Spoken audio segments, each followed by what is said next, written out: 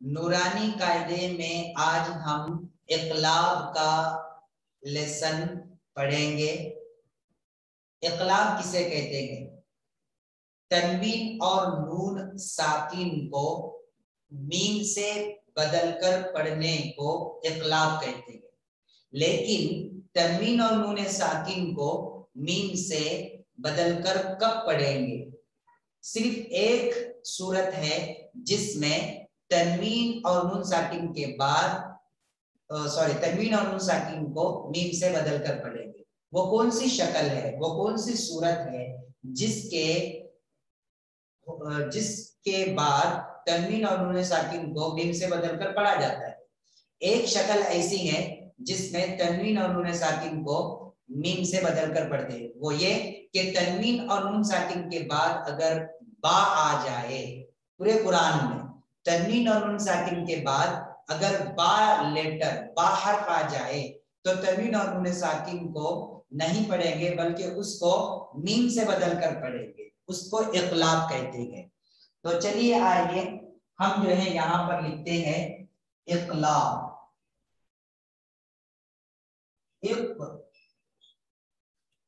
इक़लाब, yes, इक़लाब। इक़लाब का मतलब होता है, इक़लाब अरबिक वर्ड है, बदलकर पढ़ना। किसको बदलकर पढ़ेंगे?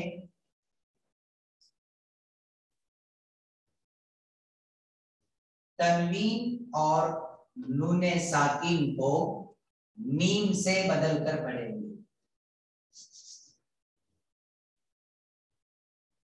मीम से बदलकर पढ़ेंगे। तनवीन और नूने साकिन को मीम से बदलकर पढ़ेंगे।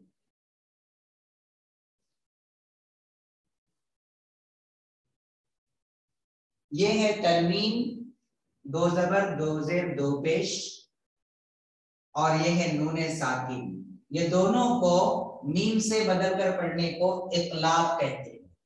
क्या कहते हैं? इक़लाब कहते हैं। लेकिन तनवीन और नूने साकिन को मीम से कब बदलकर पढ़ेंगे? जब तनवीन और नूने साकिन के बाद कुरान में बा लेटर आ जाए, बा हर्फ आ जाए, तब पढ़ेंगे। अगर तनवीन और नूने साकिन के बाद हमजा, हा, आइन, हा, गैन, खा आ जाए तो इजहार होगा। ठीक है?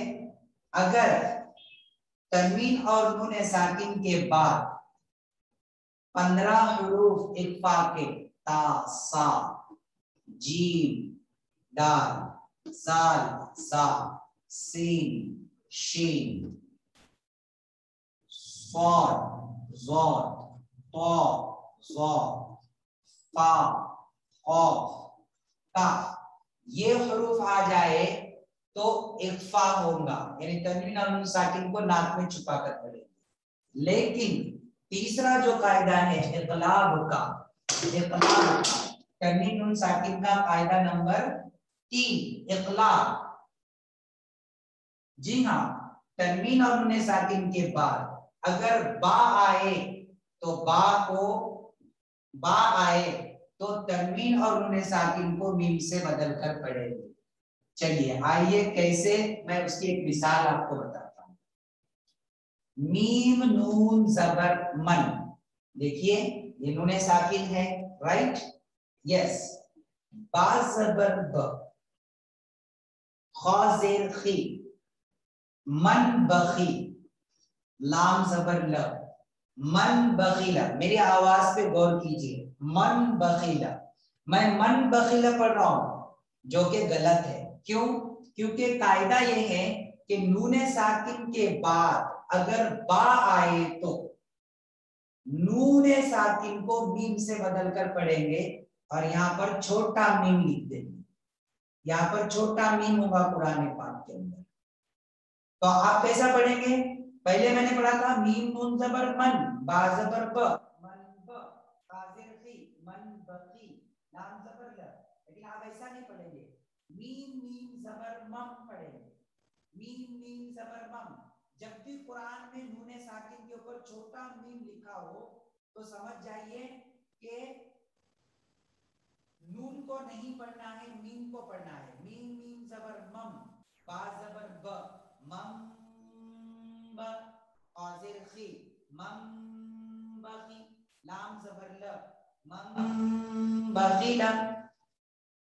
आया समझ में? जी हाँ, तनवीन या नूने साकिन के बाद बा आए तो तनवीन और नूने साकिन को मीम से बदलकर गुन्ने के साथ पढ़ेंगे और तनवीन और नूने साकिन की आवाज को नाक में रोक कर रखने को जो है गुन्ना कहते हैं।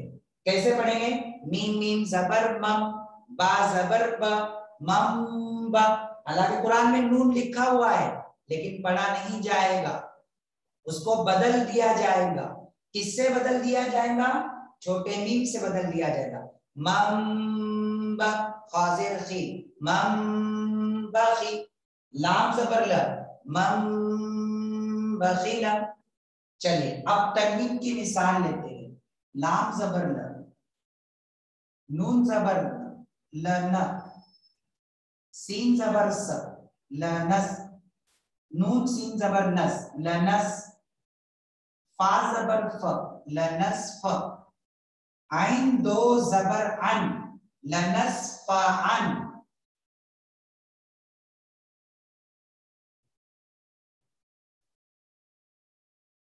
बा नून जेर बिन, नून अलिफ जबर ना, बिन ना। शायद यहाँ पे नहीं बैठेगा, इसको फिर से मिटा देता हूं। ये बहुत बड़ी मिसाल हो रही है, एक छोटी मिसाल लेते हैं।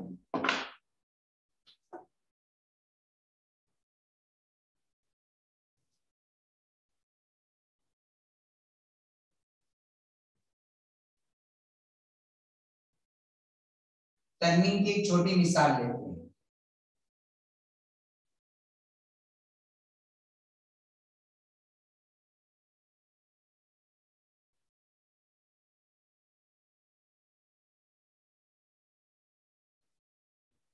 जी हाँ, छोटी मिसाल।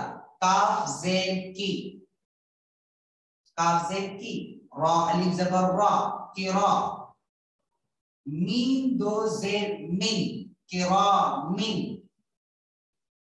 बा जबर ब, रा जबर रा, की रा मिन बररा, ता दो जेर तीन, की रा मिन बरा, एक रा छूट गया, एक रा जबर रा, ता दो जेर तीन, काफ जेर की, रा अलिफ जबर रा, की रा, मीम दो जेर मिन, की रा मिन, बा जबर ब, बा जबर ब, रा जबर रा, की रा मिन बरा, रा जबर रा, की रा मिन बरा, ता दो जेर तीन, की रा मिन बरारतिन। यहां देखिए दो जेर की तनवीन के बाद बा आया है। अब क्या करेंगे? दो जेर की तनवीन को छोटे मीम से बदलकर पढ़ेंगे। अब ये मीम कहाँ लिखा जाएगा? मीम के ऊपर लिखा जाएगा। तो कुरान में छोटा मीम जहां भी आपको तनवीन के ऊपर लिखा हुआ नजर आए तब आपको इस तनवीन को नहीं पढ़ना है, मीम को तो पढ़ना है पर तनवीन को मीम से बदलकर पढ़ना है। कैसे? काफ जेर की, रा अलिफ जबर रा, की रा, मीम मीम दो जेर मिन, की रा मिन, बा जबर ब, की रा मिन ब, रा जबर रा, की रा मिन बरा, रा जबर रा, की रा मिन बरारा, ता दो जेर तीन, की रा मिन बरारती। चलिए और एक हम मिसाल लेंगे। मीम नून जेर मिन, बा आइन जबर बा, मिन बा, दाल दो जेर दिन, मिन बा दिन। हालांकि लिखा हुआ है मिन बा दिन लेकिन कुरान में यह छोटा मीम लिखा होगा, तो इस छोटे मीम का मतलब यह है कि नून को मीम से बदल कर पढ़ेंगे। क्यों?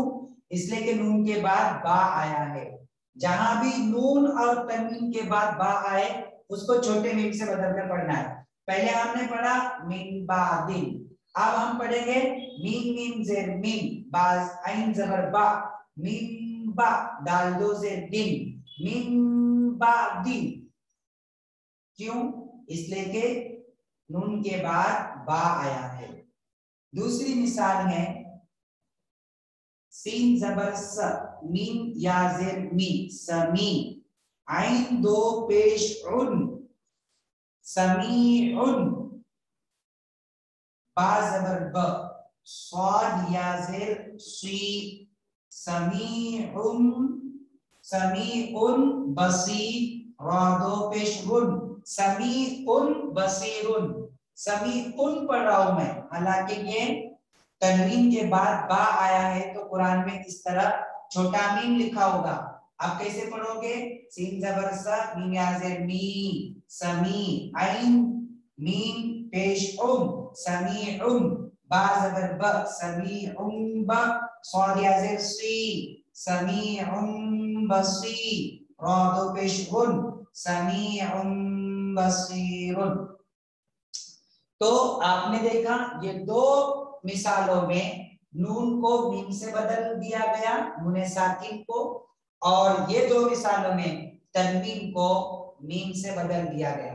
तो तनवीन और नून साकिन को मीम से बदल कर पढ़ने को इकलाब कहते हैं। और कब बदल कर पढ़ेंगे? जब तनवीन और नून साकिन के बाद बा लेटर आ जाए तब तनवीन को और नून साकिन को मीम से बदल कर गुन्ने के साथ पढ़ेंगे। जैसे मम बखिला मिन बादिन किरामिन बरातिन। याद रखिए गुन्ना भी करना है। समीउन बसीरुन। तो आई होप, मुझे उम्मीद है कि आपको ये सबक अच्छे से इकलाब का समझ में आ गया होगा।